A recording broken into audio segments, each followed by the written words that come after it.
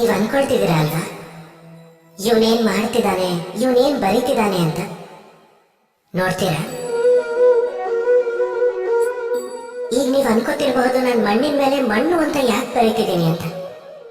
ಇದ್ರ ಹಿಂದೆ ಒಂದು ದೊಡ್ಡ ಕಾರಣ ಇದೆ. ಆದ್ರೆ ಇದನ್ನ ಹೇಳೋಕ್ ಮುಂಚೆ ಸ್ವಲ್ಪ ನಾನು ನೀರಿನ ಮೇಲೆ ನೀರು ಅಂತಾನೂ ಬರಿತೀನಿ ರೀ.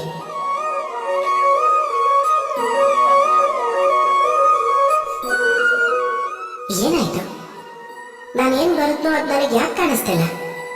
ಹಾಗಾದ್ರೆ ಎಲ್ಲಿದೆ ನಿಮ್ಮ ಮೊದಲನೇ ಪ್ರಶ್ನೆಗೆ ಉತ್ತರ? ಮಣ್ಣಿನ ಮೇಲೆ ಮಣ್ಣು ಅಂತ ಬರೆಯೋದು ಎಷ್ಟು ಸುಲಭನೋ ಅಷ್ಟೇ ಕಷ್ಟ ನೀರಿನ ಮೇಲೆ ನೀರು ಅಂತ ಬರೆಯೋದು. ಸಂಬಂಧಗಳು ಸ್ವಲ್ಪ ಹೇಗೆ ಇರೋದು.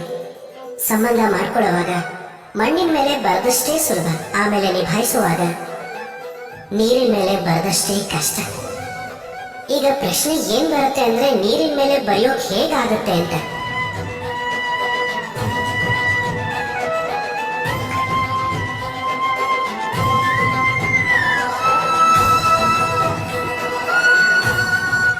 ಯಾವ ಪ್ರಕಾರ ಈ ಕಲ್ಲುಗಳು ನೀರಿಂದ ಬೇರೆನೇ ಇದ್ರೂ ನೀರಿನ ಆಳದಲ್ಲೇ ಇದೆ.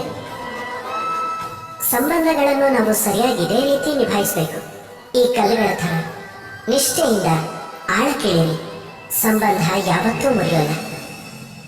ರಾಧೆ ರಾಧೆ.